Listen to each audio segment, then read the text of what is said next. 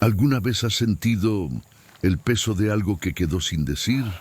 ¿Alguna vez miraste hacia atrás y pensaste, si tan solo tuviera un minuto más?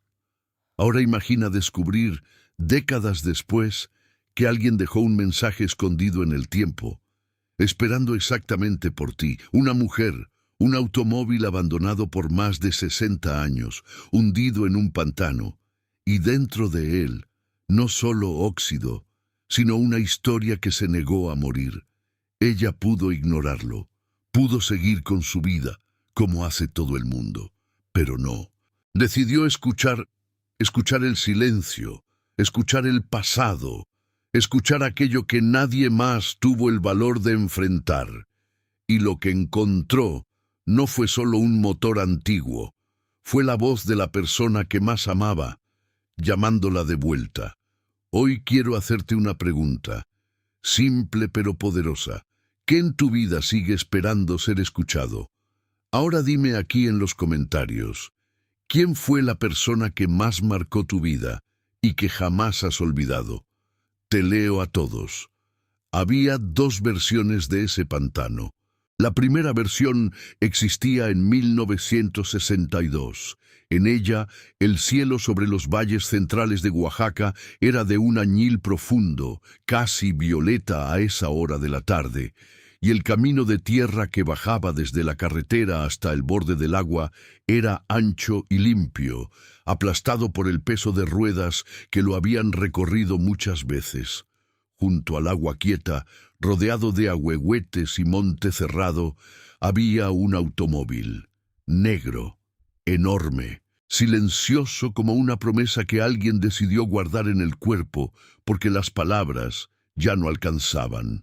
La carrocería todavía brillaba con esa negrura que no es simplemente ausencia de color, sino presencia de profundidad, una negrura que parecía tener capas, como si adentro hubiera otro mundo esperando a que alguien tuviera el valor de entrar. La figura plateada en el capó, una mujer inclinada hacia adelante, los brazos abiertos hacia atrás, el cuerpo entero orientado hacia el horizonte, como si estuviera a punto de despegar del suelo y nunca más volver. Captaba los últimos rayos del sol de esa tarde y los devolvía en destellos breves, casi imperceptibles, como señales en un idioma que nadie a su alrededor todavía había aprendido a leer. Las puertas estaban cerradas con llave, las ventanas intactas. El interior permanecía en una oscuridad ordenada y fría, y en el asiento trasero descansaban una carpeta con documentos y una fotografía en blanco y negro de un hombre que sonreía con toda la confianza del mundo. Nadie sabía, en ese momento de 1962, que esa fotografía sería lo más importante de todo lo que aquella tarde se hundió lentamente en ese pantano. La segunda versión de ese pantano existía hoy. Hoy no había camino, solo monte cerrado, tupido, sin memoria de que alguna vez lo cruzaron ruedas y el peso de algo que valía más que muchas casas juntas.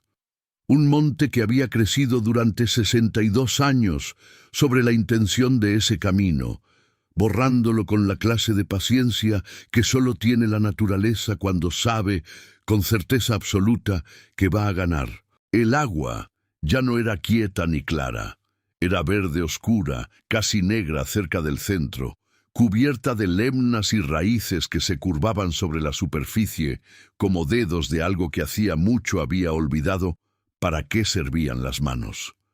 Los ahuehuetes habían crecido tanto en todo ese tiempo que sus ramas se entrelazaban sobre el agua, formando una bóveda irregular, una catedral de ramas sin Dios, que no dejaba pasar más que hilos oblicuos de luz que llegaban al agua y morían antes de tocar el fondo. Y debajo de esa bóveda, sumergido hasta el capó en agua y lodo, cubierto de musgo café y verde, de raíces que lo abrazaban como si llevaran décadas intentando hacerlo parte del pantano, cubierto del peso silencioso de 6 décadas de olvido, había algo grande, algo que todavía conservaba, debajo de todo ese tiempo acumulado, la forma de un automóvil. Y en el capó, casi invisible bajo las capas de tierra y vegetación, todavía estaba ella. La figura de plata, la mujer con los brazos abiertos hacia el horizonte, todavía inclinada hacia adelante, todavía apuntando hacia algún lugar. Fue Carmen Villanueva quien la encontró primero. Y lo que Carmen decidió hacer con ese hallazgo, lo que reveló, lo que costó, lo que significó, es la razón exacta por la que estamos aquí juntos esta noche. Antes de que sigamos, quiero pedirte algo. ¿Desde qué ciudad o estado nos estás acompañando hoy? Cuéntame en los comentarios de abajo. Esta historia cruza muchos rincones de México y de todo nuestro continente de maneras que todavía me resultan difíciles de explicar del todo. Y siempre quiero saber desde dónde nos llega cada persona de esta comunidad. Para entender lo que Carmen hizo con ese Rolls Royce atrapado en el pantano, primero necesitas conocer a Carmen antes del pantano, porque no hay forma de comprender la decisión sin entender la mujer, y no hay forma de entender la mujer sin conocer al hombre que la formó.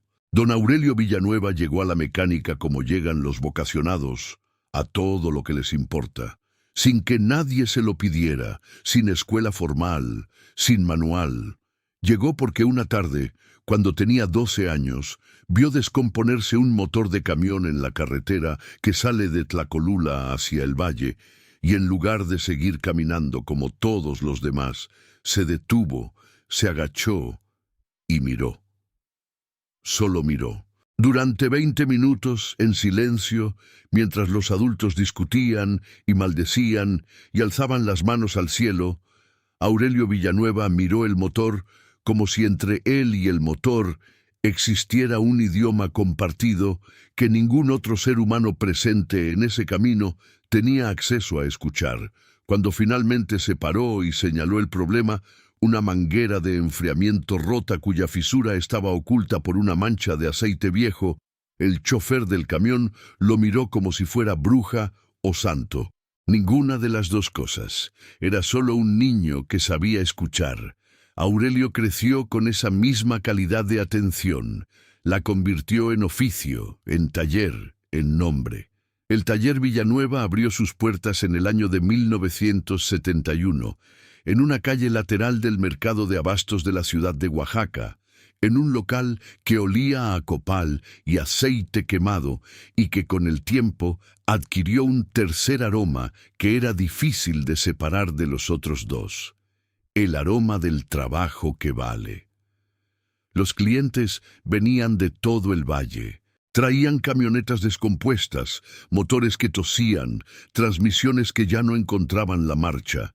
Y Aurelio los atendía a todos con esa misma calma que había tenido a los 12 años al borde de la carretera, sin aspavientos, sin urgencia falsa, con una paciencia que no era resignación, sino convicción profunda de que las cosas tienen su tiempo y que apresurarse no es lo mismo que avanzar. Carmen nació en ese taller, no literalmente. Nació en el hospital civil, como corresponde, pero creció entre las herramientas y los motores desde que tuvo edad para caminar sin caerse. Su madre, doña Remedios, intentó varias veces redirigirla hacia otras actividades: la cocina, el bordado, la escuela de enfermería que habían abierto a 4 calles de la casa. Carmen escuchaba con cortesía y después volvía al taller. No era rebeldía. Era simplemente que ahí estaba lo que más le importaba. Ahí estaba su padre, y ahí estaba el único idioma que los dos compartían sin necesidad de palabras. Aurelio le enseñó todo: el nombre de cada herramienta y la razón de su forma, la diferencia entre un motor que ronronea de manera sana y uno que ronronea con algo escondido dentro. Cómo leer las manchas de aceite en el suelo, no como suciedad, sino como mensajes. Cómo ponerle las manos a un bloque frío de madrugada y ya saber, antes de abrirlo, qué vas a encontrar adentro. Le enseñó las marcas, los modelos, los años de fabricación. Le enseñó que cada motor tiene una lógica interna que no cambia aunque el exterior envejezca o se deteriore. Y le enseñó la frase que Carmen llevaría consigo el resto de su vida, grabada no en un papel, sino en algún lugar del cuerpo que no tiene nombre, pero que duele cuando está vacío. El motor no miente, hija. Escúchalo con calma y él te dirá todo lo que necesitas saber. No era metáfora. Aurelio lo decía con una literalidad absoluta, y con el tiempo Carmen comprendió que la frase funcionaba en los dos niveles al mismo tiempo. Era instrucción técnica y era filosofía de vida, inseparablemente. Los motores no mienten porque no tienen razón para hacerlo. Todo lo que hay adentro está ahí con una función. El daño deja huellas. El desgaste tiene dirección. El problema siempre tiene una causa, y la causa siempre deja evidencia, y la evidencia siempre habla si alguien se toma el tiempo de escucharla. Carmen tenía 24 años cuando Aurelio murió. Fue un martes de marzo, un día sin lluvia, de esos días secos y luminosos que Oaxaca tiene en esa época del año antes de que lleguen las primeras nubes de la temporada. Carmen estaba en el taller con su padre, trabajando en la transmisión de una pickup Chevrolet de los 80 cuyo dueño había prometido recoger antes del viernes. Aurelio estaba en el foso, con la linterna apuntando hacia la parte baja del chasis, cuando de pronto quedó en silencio.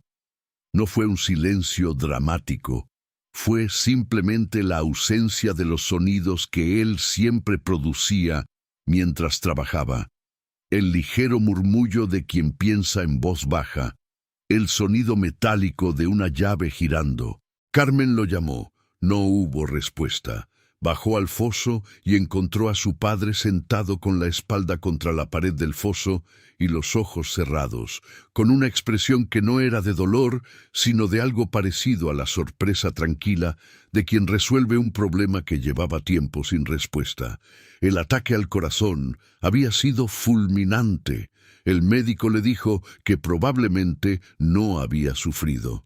Carmen le agradeció esa información con una cortesía que le costó un esfuerzo que no supo medir. Lo que nadie le dijo, lo que nadie podía decirle porque nadie más lo sabía, era que ese martes de marzo ella no solo enterró a su padre, enterró también la única compañía que había tenido en todo lo que amaba. Enterró el idioma compartido. Enterró al único ser humano que nunca, ni una sola vez en 24 años, le había dicho que las manos de una mujer no eran las manos correctas para un motor. Los meses que siguieron fueron extraños de una manera que Carmen no podía explicar con precisión. El taller siguió abierto. Los clientes siguieron llegando. Las herramientas siguieron siendo las mismas. Pero algo había cambiado en la calidad del silencio. Antes, cuando Aurelio estaba ahí, el silencio del taller era un silencio de concentración, de trabajo, de dos personas entendidas en lo que hacían. Ahora era un silencio distinto.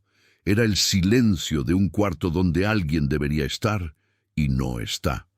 Y Carmen lo llenaba con trabajo, con más trabajo del necesario, con horas extras que no le pedía nadie, con proyectos que ella misma inventaba para no tener que sentarse en la banqueta de la entrada y enfrentar la tarde sin que nadie le hablara del otro lado. Hubo una época, en el primer año después de la muerte de Aurelio, en que Carmen consideró cerrar el taller, no porque el negocio fuera mal. Los clientes seguían siendo fieles, la reputación resistía, sino porque hay lugares que cuando pierden a ciertas personas, dejan de ser lugares y se convierten en otra cosa. En recordatorios permanentes, con dimensiones y olor y temperatura específicos. En habitaciones del duelo que uno no puede abandonar, porque también son el único lugar donde todavía se siente cerca de quien se fue. Carmen estuvo 3 semanas con ese pensamiento en la cabeza, dando vueltas, sin resolución. Después llegó una mañana, un lunes gris de noviembre, y abrió el portón del taller y vio las herramientas colgadas en orden en la pared, exactamente como las había dejado su padre, y supo que no iba a cerrar. No porque pudiera vivir sin ese lugar, sino porque sin ese lugar tampoco podía vivir, y más valía admitirlo y seguir adelante. Los años que pasaron entre la muerte de Aurelio y el día que don Ezequiel llegó con su camioneta descompuesta fueron años de sedimentación silenciosa. Carmen aprendió que hay una diferencia entre ser respetada y ser incluida, y que el mundo del motor en México, al menos en ese valle, al menos en esa generación, era muy generoso con el primero y muy parco con lo segundo. Los talleres de la zona la reconocían como buena mecánica. Le mandaban los trabajos que ellos no podían hacer, pero no la invitaban a las reuniones del gremio, no la incluían en los grupos donde se intercambiaba información técnica y contactos y rumores de refacciones en oferta. Eso también ella lo llenaba con trabajo, con la investigación silenciosa y solitaria de quien no puede depender de redes que no lo admiten, y entonces construye sus propias redes, una llamada y una búsqueda a la vez. Para cuando cumplió 40 años, Carmen Villanueva sabía más sobre motores de colección y sobre restauración de vehículos clásicos que cualquier persona del taller al que no la habían invitado. No porque fuera más inteligente, porque había tenido que aprender sola, y aprender sola obliga a entender más profundo. Tú conoces ese vacío. Quizás no con ese nombre, quizás no con aceite en las manos, ni con el olor de un foso de taller, pero conoces esa clase de ausencia que no llena ninguna actividad por más que la acumules. Ese silencio específico que tiene la forma exacta de alguien que ya no está. Carmen tenía 47 años cuando encontró el Rolls-Royce Phantom C. 22 años de taller en solitario. 22 años de ser la única Villanueva trabajando en esa calle, con las mismas herramientas, el mismo olor y la misma frase de su padre resonando en algún lugar del fondo de su cabeza cada vez que enfrentaba un motor difícil. Tenía reputación en todo el valle. La buscaban para los trabajos que otros mecánicos habían abandonado, los motores que nadie más quería abrir, las restauraciones que parecían imposibles. Era respetada con esa clase de respeto que se gana sin pedirlo, que no necesita publicidad ni cartel en la puerta, que viaja de boca en boca entre personas que saben reconocer el trabajo verdadero. Pero la reputación no llena el foso cuando ya no hay nadie más ahí abajo, y eso lo sabía Carmen mejor que nadie. Don Ezequiel Ruiz llegó al taller Villanueva un jueves de octubre a las 3 de la tarde, con un sombrero de palma que había conocido mejores épocas y un paso de hombre que ya no tiene prisa pero que tampoco se detiene. Tenía 78 años y una memoria que, según él mismo decía con una sonrisa, era perfecta para las cosas importantes y completamente inútil para todo lo demás. Traía la camioneta descompuesta, una Nissan Estaquitas del 92 con el carburador hecho polvo. Pero no fue la camioneta lo que cambió el rumbo de esa tarde. Fue lo que dijo mientras Carmen trabajaba. Don Ezequiel era de San Marcos Tlapazola, un pueblo pequeño en las faldas del valle, y había vivido ahí toda su vida con la excepción de 2 años trabajando en la capital cuando era joven. Conocía cada camino de tierra en ese lado del valle, cada milpa, cada pantano, cada árbol que llevaba décadas siendo referencia para quienes navegaban esos caminos sin señalamiento. Y mientras Carmen desmontaba el carburador y él la miraba desde el banco de madera que su padre había puesto en la entrada del taller para exactamente ese propósito, para que los clientes esperaran sin estorbar, don Ezequiel empezó a hablar del pantano. No lo llamó el pantano de ninguna manera específica al principio, solo dijo: allá por el monte que baja del cerro Danush, donde estaban los terrenos de los Montoya. Carmen no levantó los ojos del carburador. Siguió limpiando. Don Ezequiel continuó. Dijo que de niño, hace décadas, había escuchado a su propio padre hablar de un automóvil grande que la familia Montoya había metido al pantano en los años 60. Un carro negro, muy fino, de esos que uno no ve sino en películas. Que lo habían hundido ahí después de que don Alejandro desapareció, que la familia lo escondió para que el gobierno no se lo llevara, que con los años nadie volvió a hablar de eso, y que don Ezequiel se lo había contado quizás 3 veces en su vida sin que nadie le prestara más atención que la que se le presta a las leyendas de pueblo. Carmen levantó los ojos del carburador. «¿Qué tan grande?», dijo. Don Ezequiel extendió los brazos tanto como pudo. «Así de largo, señorita. No menos». Carmen no dijo nada más esa tarde. Terminó el carburador. Cobró lo que era justo. Despidió a don Ezequiel con cortesía.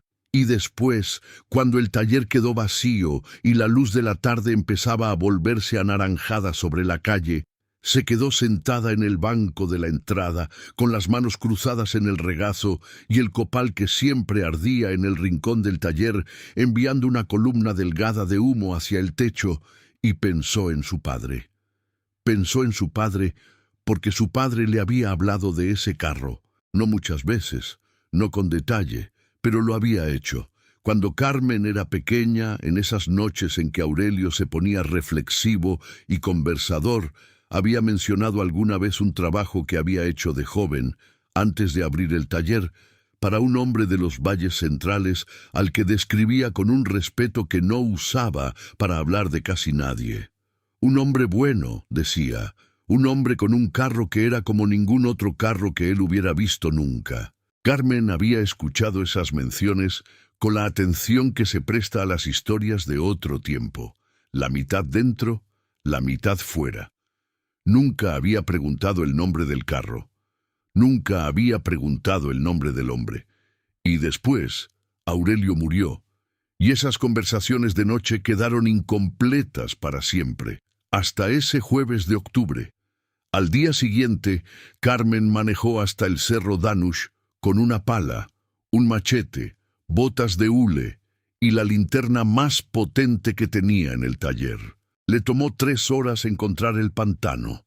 Lo que encontró ahí no era lo que hubiera podido imaginar ninguna descripción verbal de lo que don Ezequiel había dicho esa tarde. El carro estaba sumergido hasta casi la mitad del techo, hundido en un ángulo ligero hacia la izquierda, abrazado por raíces que con el tiempo se habían incorporado a su estructura como si fueran parte de él. El lodo tenía el color del tiempo acumulado, café oscuro con venas verdes, húmedo y frío, incluso en ese octubre seco. Carmen se metió al agua sin pensarlo 2 veces. El agua le llegó hasta la cadera. El fondo era blando, irregular, y cada paso exigía atención para no hundirse más. Llegó hasta el costado del carro y puso la mano en la carrocería. Se detuvo.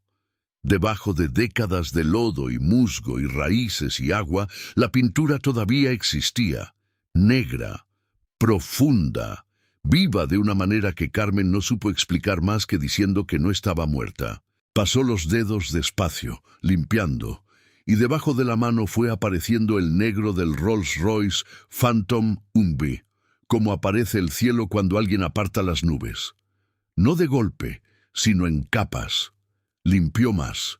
La carrocería era lisa debajo del tiempo, sin las abolladuras que hubieran sido inevitables en cualquier otro carro después de tanto, como si el carro se hubiera protegido a sí mismo, como si hubiera esperado. Entonces movió la linterna hacia el capó, y ahí estaba ella, la Spirit of Ecstasy, la figura de Rolls Royce. La mujer con los brazos extendidos hacia el horizonte, inclinada hacia adelante sobre el capó, como si el carro todavía estuviera en movimiento, cubierta de lodo, doblada ligeramente en el cuello por el peso de algún tronco o rama que había caído sobre ella en algún momento de esas décadas, pero entera, todavía entera, todavía plateada debajo de la tierra que la cubría. Carmen la limpió con el pulgar, lento, cuidadoso. El lodo cedió y la figura brilló. Un destello pequeño, casi invisible, en medio del pantano y las ramas y la luz verde que se filtraba entre los ahuehuetes. Un destello que nadie más estaba ahí para ver. Carmen se quedó inmóvil un momento largo. Después sacó el teléfono. Tomó fotografías de todo lo que podía fotografiar. El lateral del carro, el capó, la placa, ilegible pero presente, las curvas de la carrocería que sobresalían del agua, la figura. Después salió del pantano con el lodo hasta la cadera y el corazón haciendo algo que no hacía desde hacía muchos años. Esa noche no durmió. Se sentó frente a la computadora con las fotografías borrosas y la descripción que guardaba en la memoria. Negro, enorme, carrocería larga, capó prominente, esa figura. Y empezó a buscar. Tardó 40 minutos en llegar a la conclusión que ya sentía en los huesos antes de empezar. Rolls-Royce Phantom G, serie de 1959. Carrocería Molineux Park Ward, según los contornos visibles en las fotos, uno de los automóviles más refinados jamás construidos en el siglo XX. Motor de 6.2 litros, 8 cilindros en V, capaz de generar una potencia que era obscena para su época y que su ingeniería disimulaba con una suavidad casi insultante. Largo, pesado, silencioso cuando funcionaba, dicen quienes lo habían manejado, como si el sonido del motor existiera en otra dimensión. Fabricado para reyes, para jefes de Estado, para las personas que el mundo de ese momento consideraba demasiado importantes para conducir cosas ordinarias. ¿Qué hacía uno de esos en un pantano de los valles centrales de Oaxaca? Eso fue lo segundo que Carmen investigó esa noche. La familia Montoya, los terrenos del Cerro Danush, don Alejandro Montoya. Lo que encontró la tuvo despierta hasta el amanecer. Pero antes de llegar a eso, llegó Rodrigo Sandoval. Lo mandó como llegan muchas cosas que uno no ha invitado, la imprudencia ajena. Alguien en el pueblo, Carmen nunca supo quién con certeza, había hablado. Había mencionado que Carmen Villanueva había estado en el pantano de los Montoya, y Rodrigo Sandoval, que tenía 38 años y una colección de automóviles clásicos en una finca de San Cristóbal, Nexipac, y el dinero suficiente para comprar lo que le llamara la atención antes de que nadie más pudiera hacerlo, apareció en el taller Villanueva 2 días después, con una sonrisa de hombre que no ha llegado a negociar, sino a comunicar una decisión ya tomada. Era de ese tipo de personas que entran a los espacios ajenos con la postura de quienes creen que todo espacio es suyo por derecho. Miró el taller con esa clase de mirada que no ve el trabajo, sino la ausencia de lo que el trabajo no alcanza a comprar. Miró las herramientas colgadas en orden en la pared, el suelo de cemento limpio, la prensa hidráulica que Aurelio había traído desde la capital en los años 80, la fotografía de padre e hija enmarcada en la pared junto a la ventana. Lo miró todo con la velocidad de quien cataloga sin curiosidad real. Después la miró a ella. Escuché que encontró algo interesante en el pantano de los Montoya, dijo. No preguntó, declaró. Carmen lo dejó hablar. Rodrigo Sandoval habló durante 4 minutos. En esos 4 minutos ofreció comprarle el carro, sin haberlo visto, sin saber el estado en que estaba, por una cantidad que era generosa en términos absolutos y que él presentó como si fuera un favor que le estaba haciendo. Le explicó que él tenía los contactos para traer las piezas correctas, los talleres especializados en restauración de carros de esa época, los mecánicos con certificación europea. Le explicó con la amabilidad específica de quien cree estar siendo amable cuando en realidad está siendo condescendiente, que un Phantom Witch requería conocimientos que iban más allá de lo que un taller de servicio general en la ciudad de Oaxaca podía ofrecer. Carmen lo dejó terminar.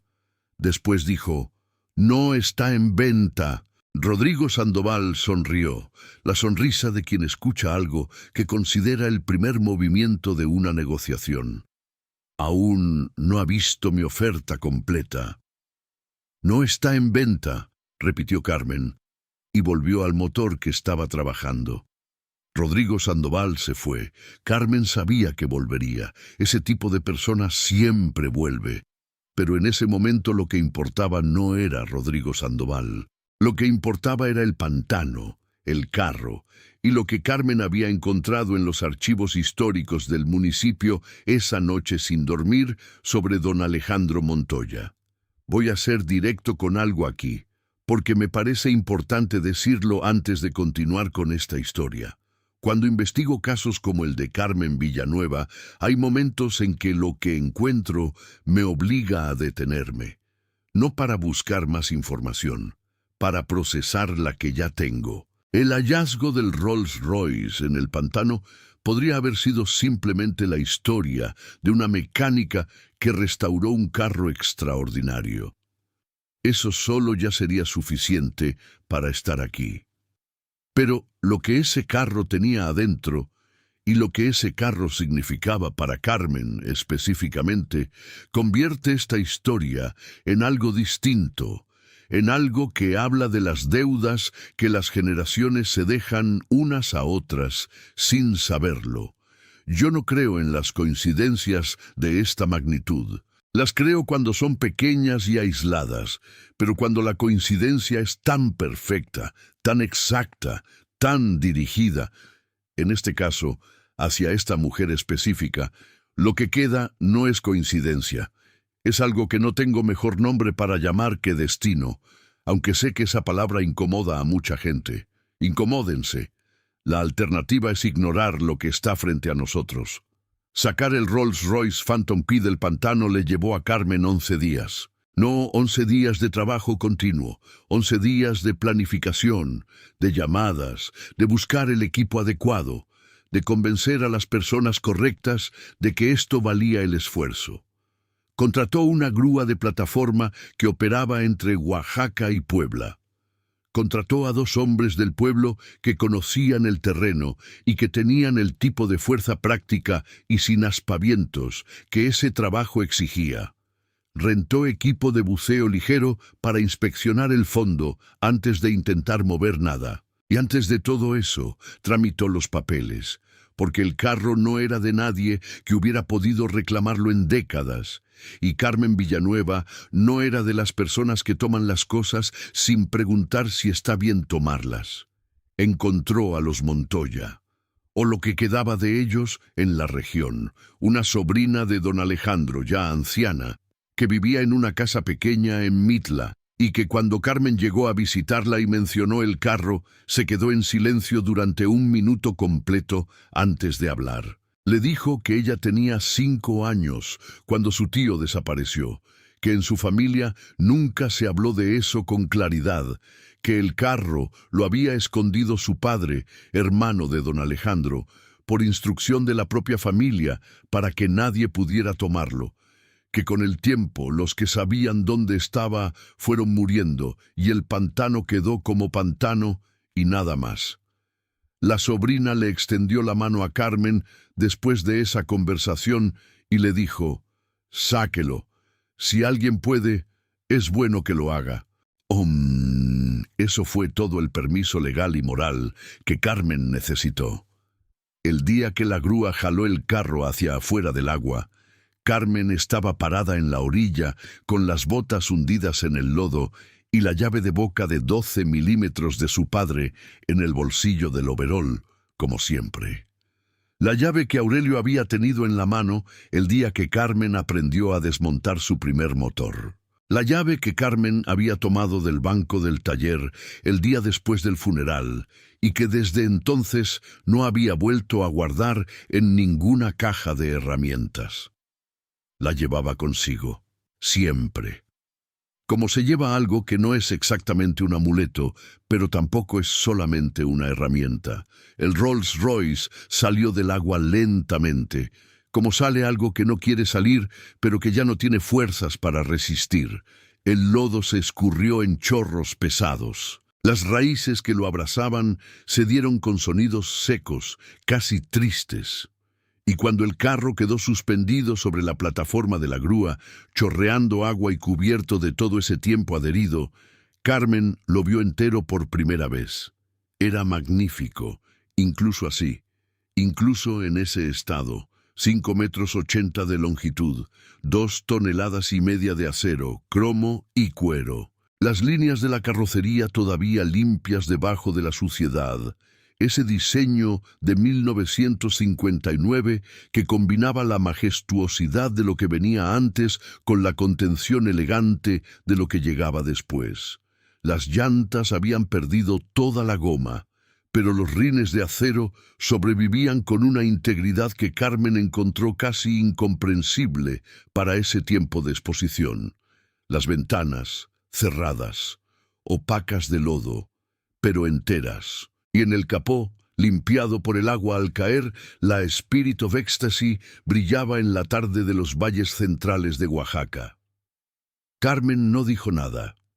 Los hombres que habían ayudado con la extracción la miraron sin saber bien qué mirar. Ella caminó hasta el carro, puso la palma de la mano en el capó y se quedó así un momento. Los ojos cerrados, la llave de su padre en el bolsillo. Después dio instrucciones para cargar el carro en el tráiler y lo llevó al taller Villanueva. El primer día con el Rolls Royce en el taller fue el día más silencioso que Carmen recordaba desde el funeral de su padre.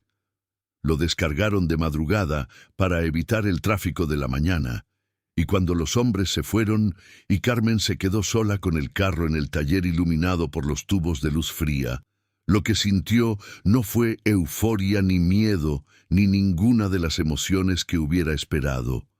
Fue algo más parecido a la gravedad, al peso específico de un momento que ya no puede no haber ocurrido. Caminó alrededor del carro 3 veces, despacio, la libreta en la mano, anotando. El daño era extenso y era, al mismo tiempo, menos catastrófico de lo que cualquier persona razonable habría predicho para un carro que llevaba 62 años sumergido en un pantano. La carrocería tenía óxido, mucho óxido en capas, especialmente en los paneles inferiores y en los marcos de las puertas, pero no los hoyos profundos que hubieran significado la destrucción del metal base. El óxido era de superficie, expansivo pero no perforante, lo cual era un milagro de ingeniería más que de suerte. El acero que Rolls-Royce usaba en 1959 no era el acero barato de los carros populares. Era acero de otra densidad, otro carácter, otra resistencia.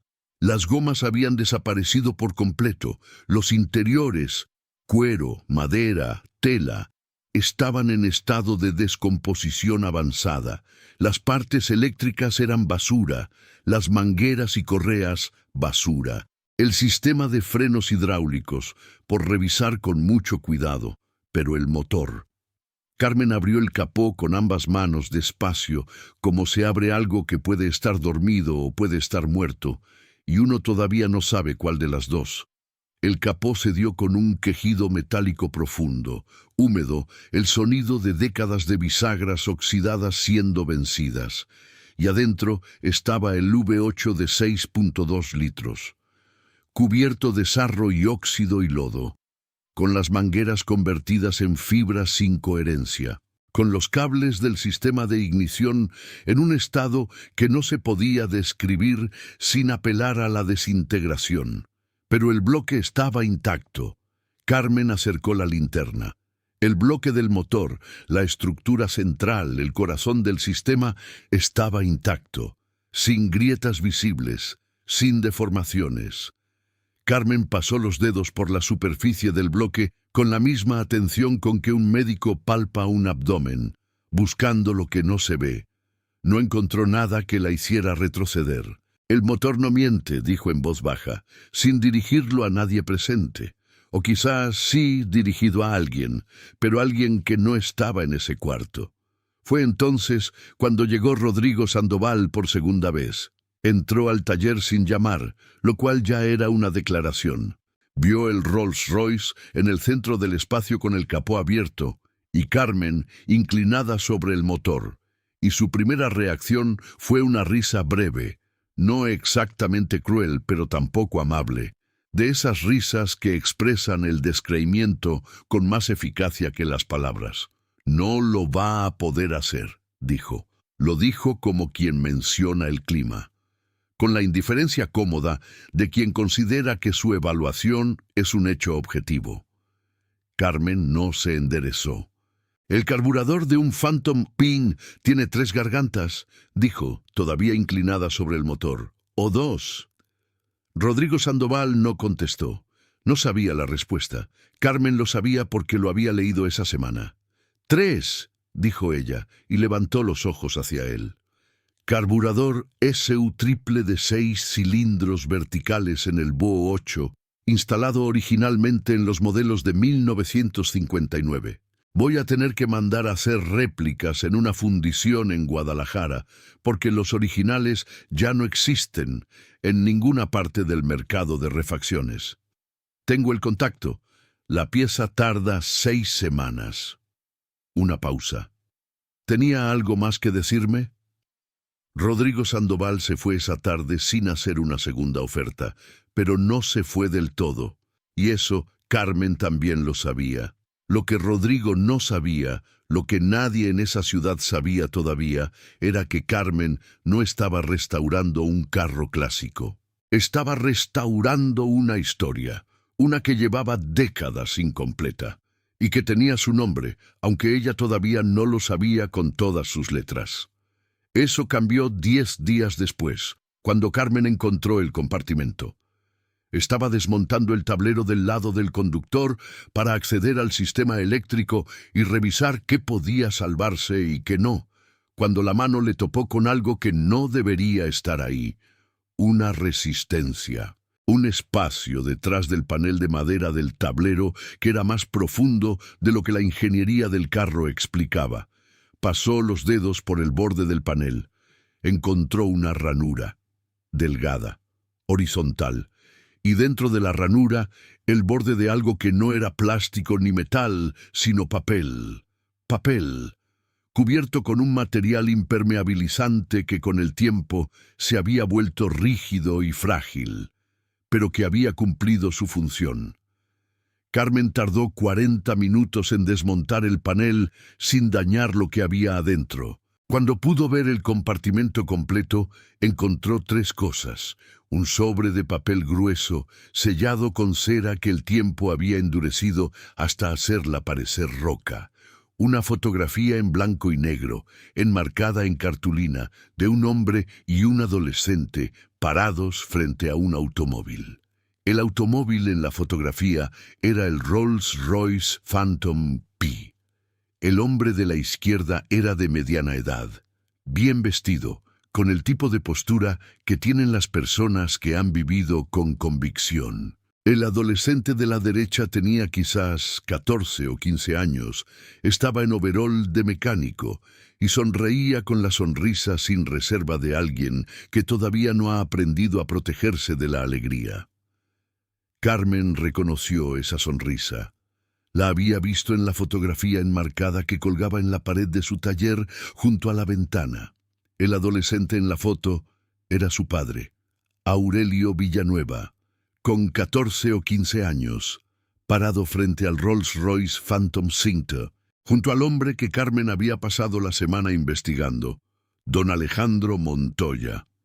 Carmen se sentó en el suelo del taller. No fue una decisión consciente. Las piernas simplemente no encontraron razón para seguir sosteniendo el peso del momento. Y la tercera cosa del compartimento era una carta, escrita a mano, en papel grueso de buena calidad, con una letra ordenada y firme que con el tiempo se había desvanecido, pero que todavía podía leerse en la mayoría de las líneas. La carta no estaba dirigida a la familia Montoya, no estaba dirigida a ningún descendiente, ni a ningún funcionario, ni a ninguna autoridad. Estaba dirigida a Aurelio. Aurelio, si algún día encuentras esto, quiero que sepas que lo que hiciste no fue pequeño. Fue lo más grande que alguien pudo hacer por mí en ese momento. Guarda este carro si puedes, o encuéntralo si lo pierdas. Él sabe el camino de regreso. Aquí es donde necesito detenerme un momento y decir algo que no es análisis, sino convicción personal. Lo que Carmen encontró en ese compartimento no fue simplemente un documento histórico ni una pieza de evidencia. Fue una conversación interrumpida que llevaba décadas esperando ser completada. Su padre había trabajado para don Alejandro Montoya. Don Alejandro le había escrito a Aurelio directamente. El carro que Aurelio le había mencionado a su hija en esas noches de conversación, el carro del hombre bueno, era este carro. El hombre había escondido sus últimas palabras en el lugar más seguro que conocía, el interior del motor que su mecánico de confianza había construido, y el mecánico de confianza había muerto sin encontrarlas. Y su hija, 47 años después, con las manos marcadas por el mismo oficio y la misma paciencia, había llegado hasta ahí. Yo no llamo a eso coincidencia. Nunca lo llamaré así. Eso es algo que merece un nombre más serio, más honesto con lo que realmente está describiendo. Carmen leyó la carta completa 3 veces. Después, la guardó con cuidado en una funda de plástico transparente de las que se usan para preservar documentos. La puso junto a la fotografía. Los puso en el cajón del escritorio donde su padre había guardado las facturas importantes y volvió al trabajo.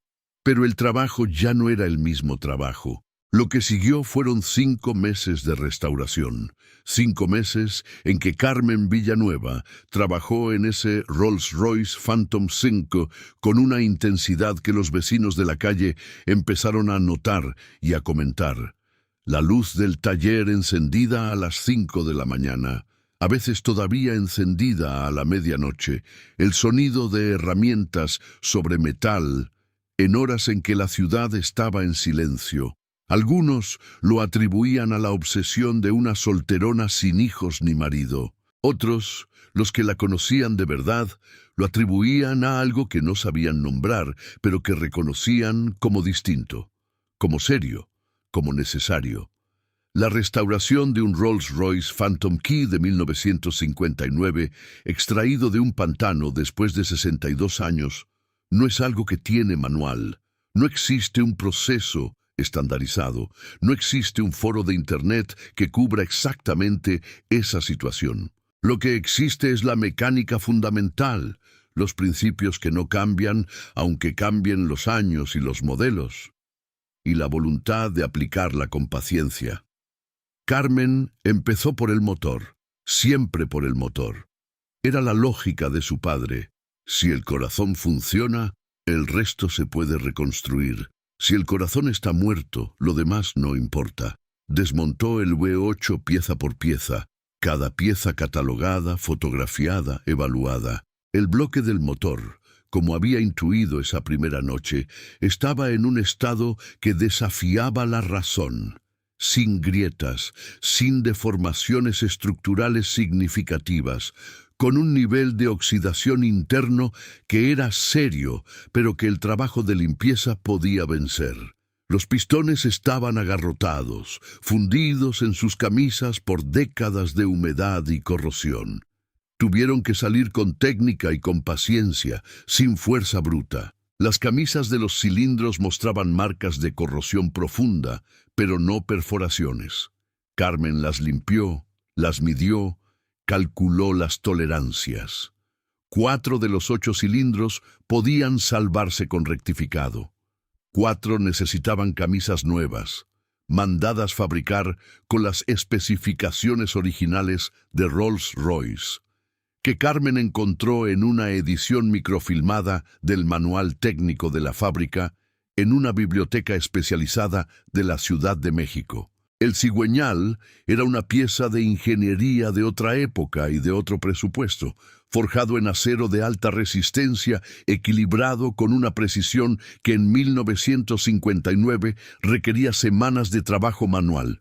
Lo mandó a rectificar a un taller especializado en Monterrey.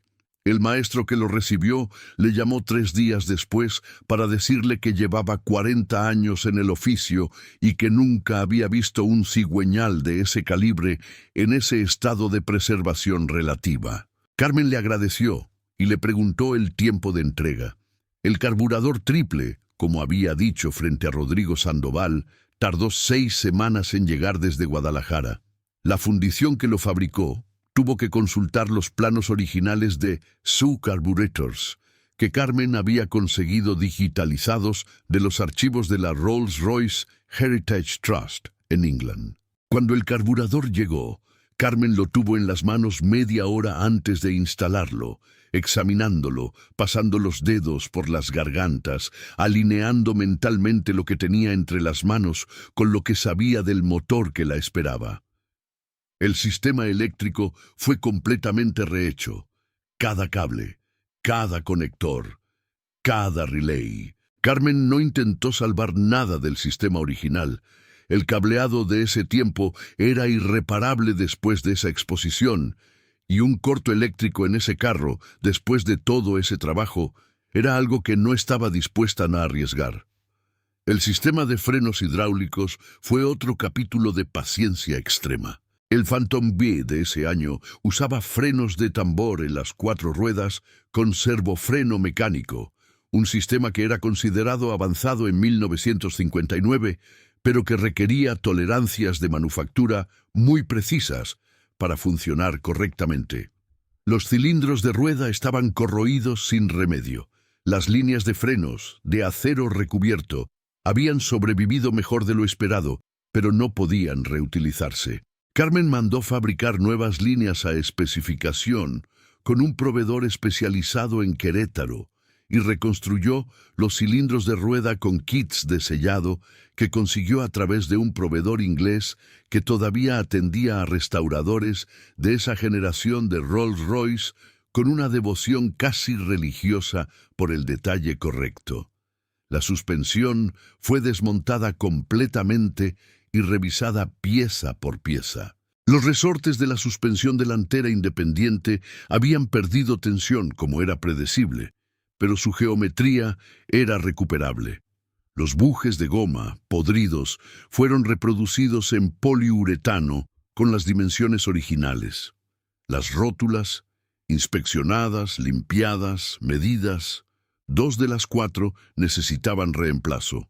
Las 2 que quedaban, Carmen las limpió con una paciencia que hablaba no de obsesión, sino de respeto por lo que esas piezas habían sobrevivido. Las noches de esos 5 meses tenían su propio ritmo. Carmen generalmente trabajaba hasta las 10 o las 11, lavaba las manos, apagaba las luces del taller y se quedaba sentada en el banco de la entrada con un café que siempre enfriaba antes de terminar. La calle, a esa hora, tenía la tranquilidad específica de los barrios que no pretenden ser otra cosa. Un perro que ladraba a la distancia. El sonido de algún televisor que llegaba amortiguado desde una ventana. El olor del copal que Carmen encendía cada noche antes de cerrar el taller.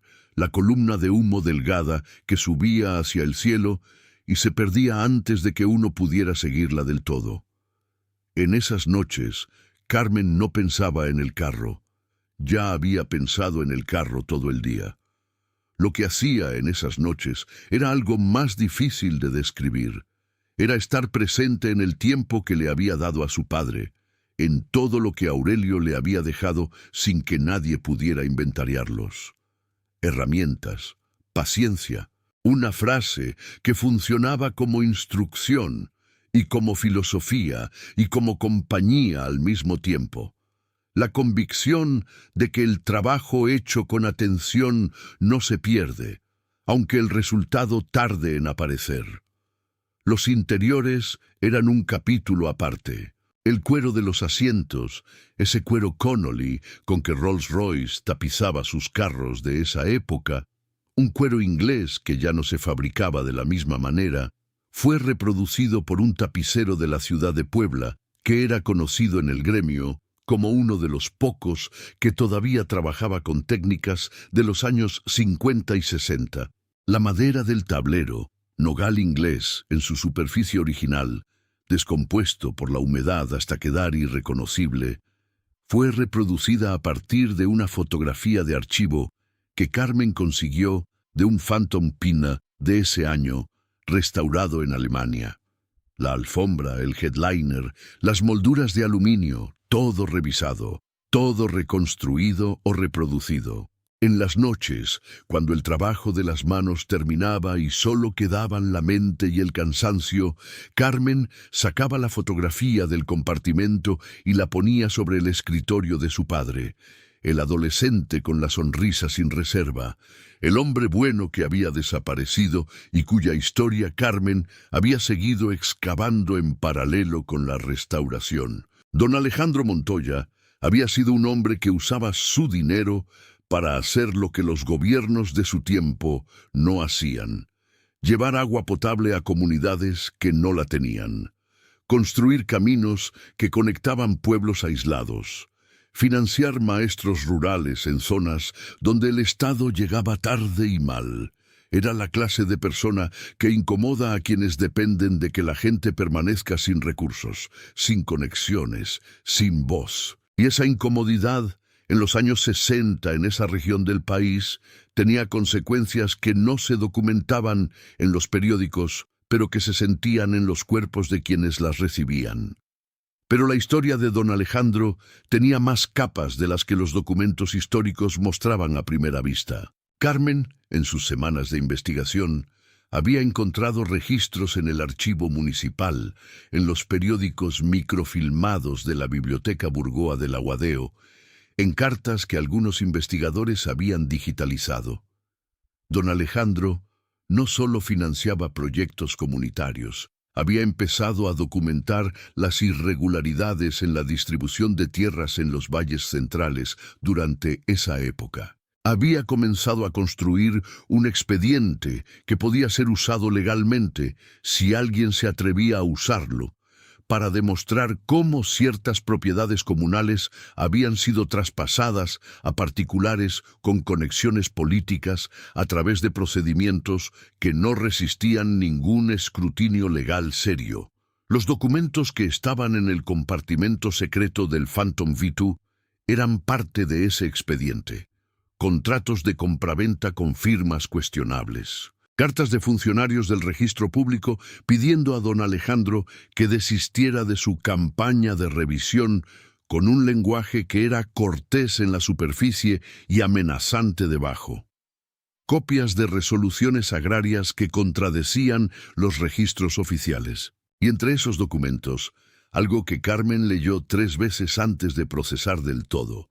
Una carta dirigida al propio don Alejandro, sin firma, fechada 15 días antes de su desaparición, que le decía en términos que no dejaban lugar a interpretación que si publicaba lo que había reunido, las consecuencias no se limitarían a él. No se limitarían a él. Carmen guardó esos documentos con el mismo cuidado con que había guardado el carburador que esperaba 6 semanas. Porque esos papeles también eran piezas de un motor. El motor de una historia que alguien había intentado apagar y que había sobrevivido, contra toda lógica, en el único lugar donde nadie pensó en buscar, en el corazón de un automóvil enterrado en un pantano. Don Alejandro desapareció en octubre de 1962. La versión oficial fue que abandonó sus propiedades y sus proyectos voluntariamente. Los que lo conocían sabían que esa versión era una mentira tan evidente que no se molestaron en argumentar contra ella. Ya sabían que tampoco serviría de nada. Su familia escondió el Rolls Royce porque dentro del Rolls Royce estaban los documentos, los contratos de tierras, las cartas de funcionarios que pedían a don Alejandro que se retirara o que enfrentara consecuencias. Las evidencias que nadie en su momento estaba en posición de hacer públicas sin desaparecer también. Todo eso había estado en el pantano durante 62 años.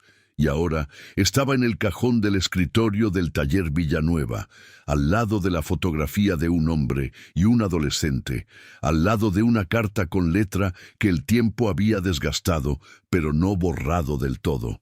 Fue en el cuarto mes de trabajo cuando ocurrió lo que Carmen más adelante describiría como el peor momento de todo el proceso. No fue técnico, fue deliberado. Un lunes por la mañana llegó al taller y encontró que el carburador triple, la pieza más difícil de conseguir, la que había tardado 6 semanas en llegar desde Guadalajara, la que Carmen ya había instalado en el motor, pero que había desmontado temporalmente para hacer ajustes de calibración, había desaparecido. Con él habían desaparecido también 3 piezas de cromo original que Carmen había conseguido en un lote de un coleccionista en Hermosillo, la insignia del capó, un aplique de la manija interior de la puerta trasera y la platina del tablero con la inscripción Rolls Royce en relieve. Piezas que no existían en ningún mercado de refacciones, piezas que Rodrigo Sandoval sabía exactamente cuánto valían. Carmen no llamó a la policía, no porque no pudiera o no quisiera. Llamó, presentó la denuncia, dio todos los datos que tenía. La policía escuchó con la atención que se presta a los asuntos que no tienen urgencia y prometió investigar con la misma certeza con que se prometen cosas que no se van a hacer. Rodrigo Sandoval tenía contactos que Carmen no tenía. Eso era un hecho. Y un hecho no es algo que la indignación cambie. Lo que Carmen hizo fue sentarse en el banco de la entrada del taller esa tarde, con la llave de su padre en la mano, y quedarse en silencio durante tiempo suficiente para que el enojo hiciera lo que el enojo hace cuando uno no lo alimenta, agotarse. Y después de que el enojo se agotó, lo que quedó fue más claro y más frío y más útil. Voy a decir lo que pienso sobre lo que Rodrigo Sandoval hizo, porque creo que es importante decirlo en voz alta.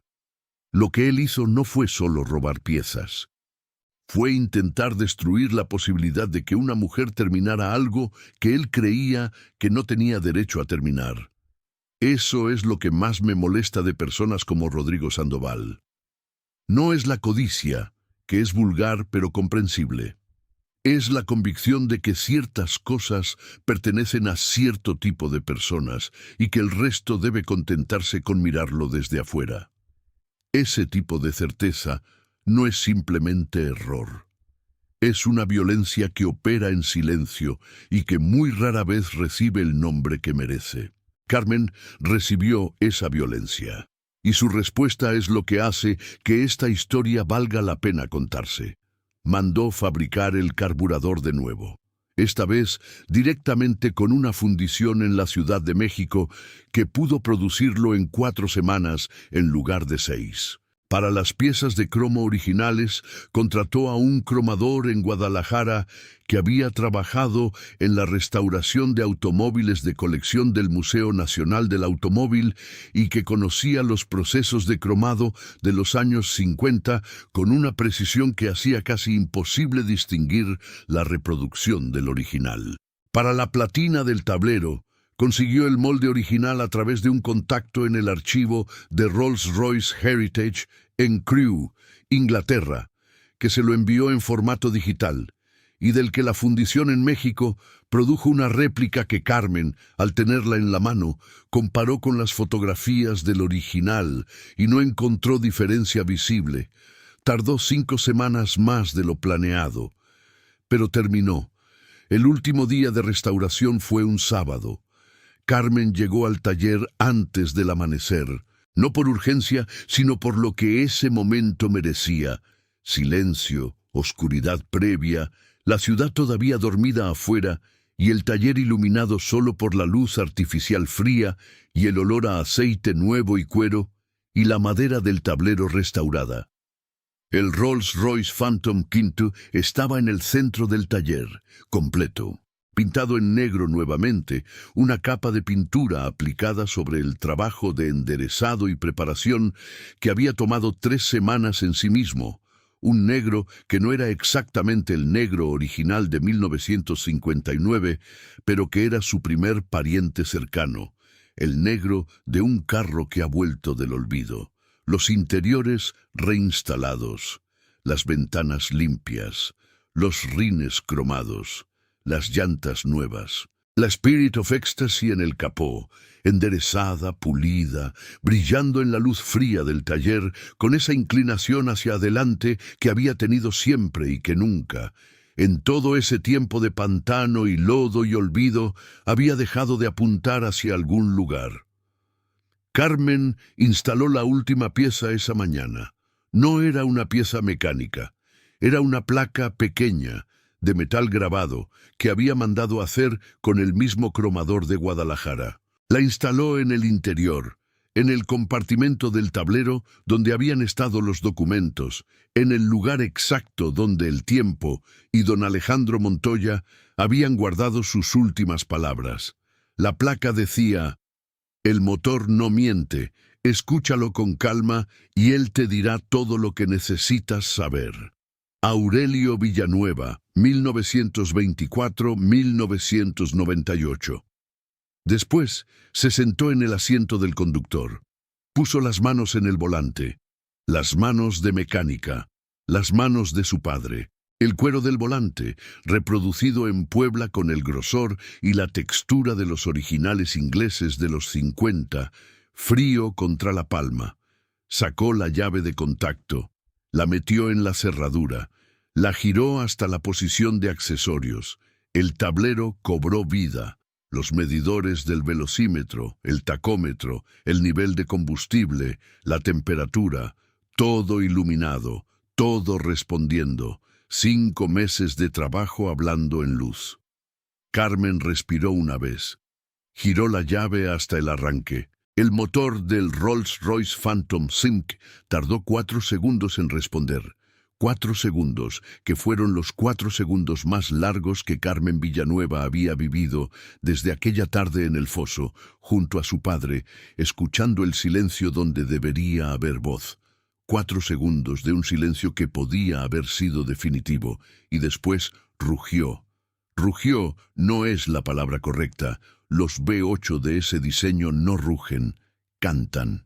Tienen una frecuencia baja, suave, casi sedante, que se siente en el cuerpo antes de escucharse con los oídos. Ese motor de 6.2 litros que había estado muerto durante 62 años despertó con la suavidad espesa de algo que sabe que tiene tiempo, que no necesita gritar para probar que existe, que su sola presencia es suficiente.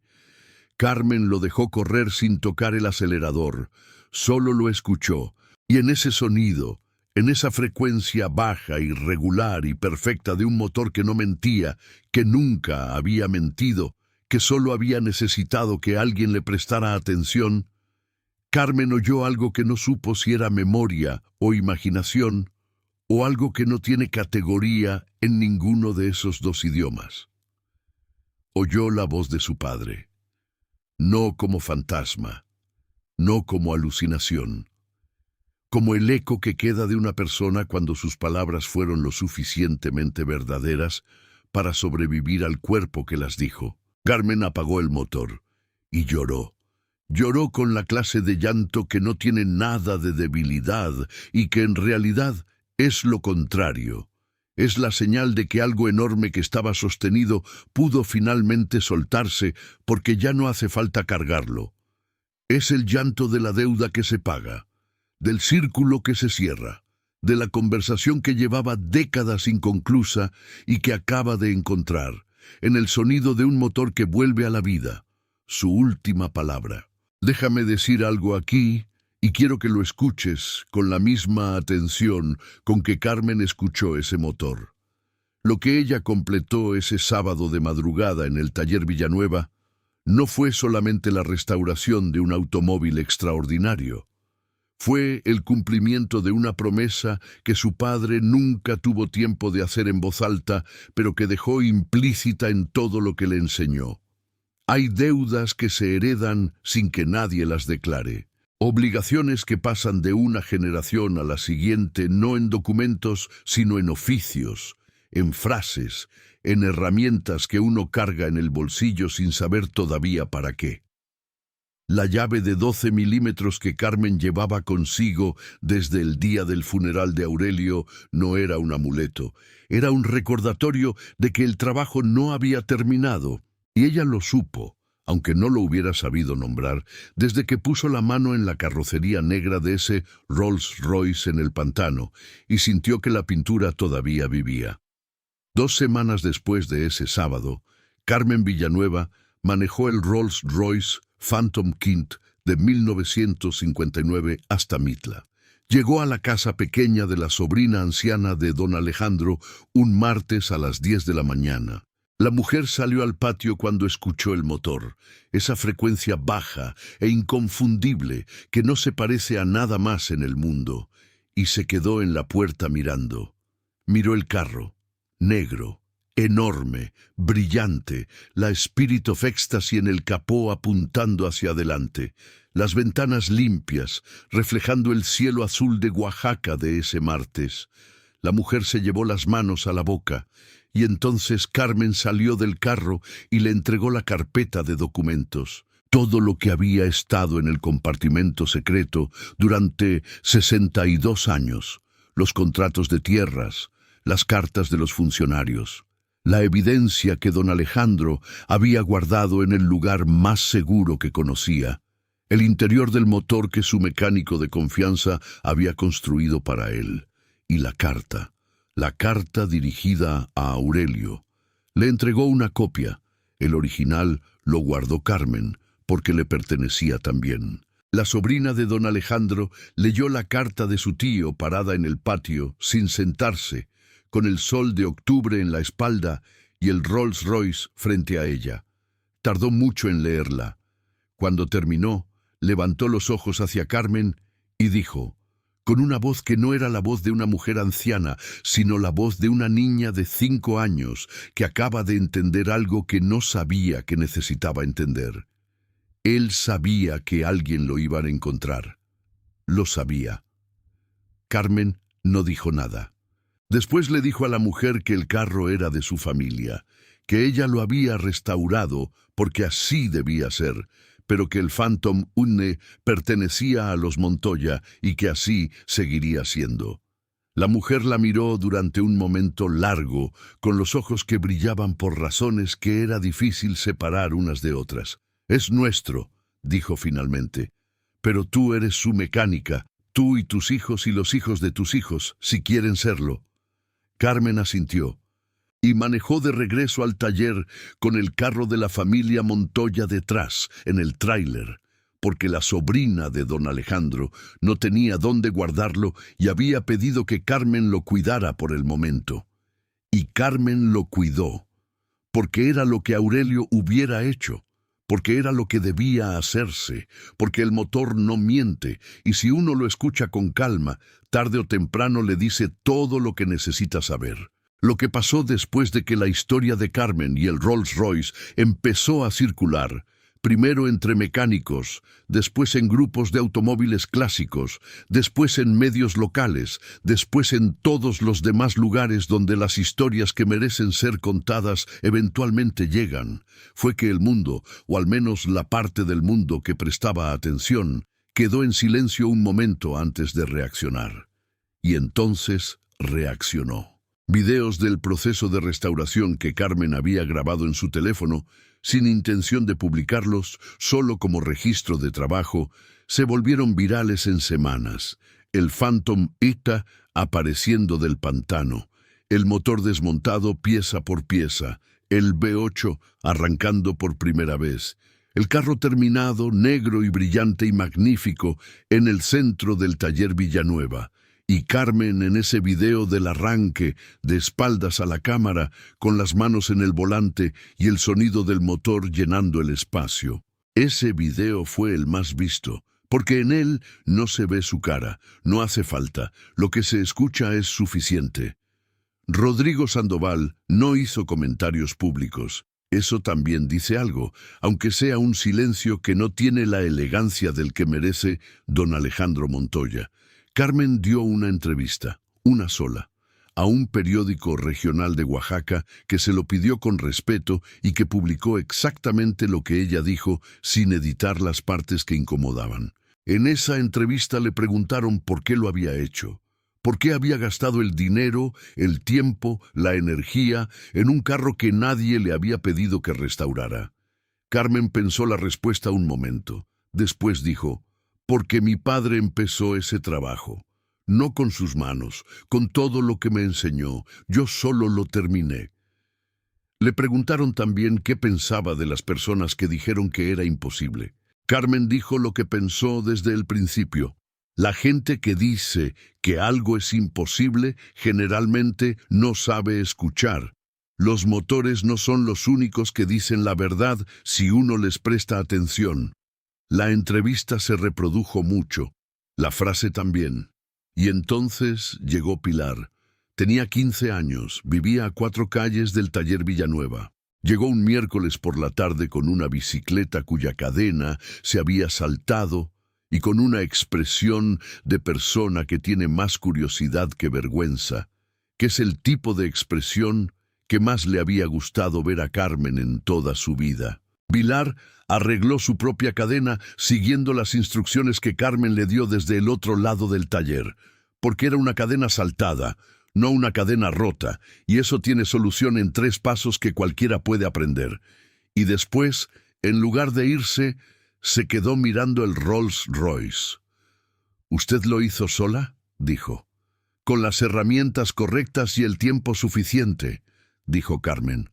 «Todo se puede hacer». Pilar se quedó callada un momento. Después preguntó, «¿Me puede enseñar?». Carmen la miró.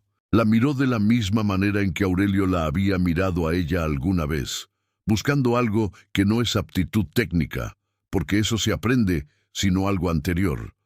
Una clase de atención, una clase de calma, una disposición a escuchar lo que las cosas tienen que decir cuando uno les da el silencio que necesitan para hablar. Lo que vio en Pilar le pareció suficiente. «Ven el sábado a las 8», dijo, «y trae ropa que se pueda ensuciar». Pilar vino el sábado, y el siguiente, y el siguiente. El primer día que Pilar tuvo una herramienta en la mano en el taller Villanueva, Carmen le dio la llave de 12 milímetros de su padre. Se la puso en la mano sin decir nada sobre lo que era.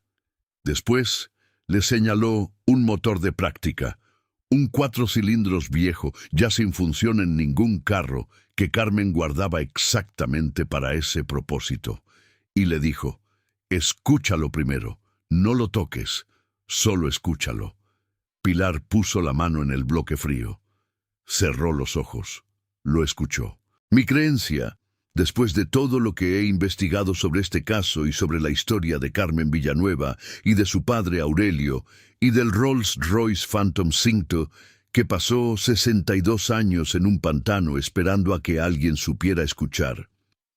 Las cosas que merecen existir no mueren solo porque nadie las cuide por un tiempo. Sobreviven de otra manera.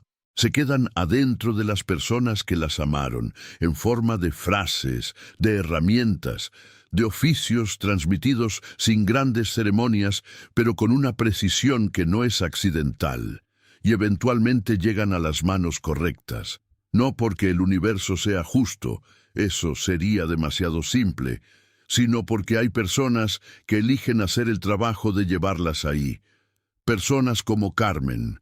Personas que deciden que el silencio no es suficiente respuesta a lo que el mundo decide olvidar. Personas que escuchan. El motor no miente, escúchalo con calma. y Él te dirá todo lo que necesitas saber. Si esta historia te movió tanto como a mí cuando pasé meses rastreando cada detalle de lo que Carmen encontró en ese pantano, entonces ya sabes que hay mucho más por descubrir. Suscríbete al canal y activa la campanita para que no te pierda ningún video, porque la próxima historia que viene tiene el mismo nivel de lo que acabas de ver, y en algunos momentos va incluso más lejos. Nuestra comunidad está creciendo todos los días, y me alegra que estés siendo parte de ella desde donde sea que nos estés acompañando esta noche. El fin.